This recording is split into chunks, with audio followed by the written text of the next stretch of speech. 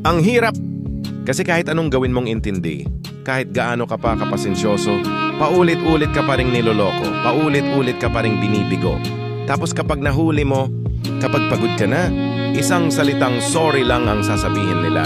Akala nila sapat na yon para hilumin lahat ng sugat na sila mismo ang gumawa. Pero hindi nila alam, ang tiwala, parang salamin. Kapag nabasag, kahit ilang ulit mong ayusin, hindi na babalik sa dati. Laging may lamat, laging may bakas ng sakit. Minsan mapapatanong ka na lang, mahal mo pa ba ako? O mahal mo lang yung paulit-ulit mo akong sinasaktan?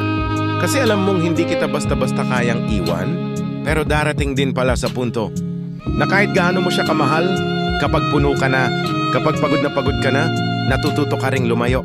Natututo kang piliin yung sarili mo. Kasi minsan, ang pagmamahal, hindi sapat. At ang sorry, lalo na kapag huli na, hindi na talaga sapat.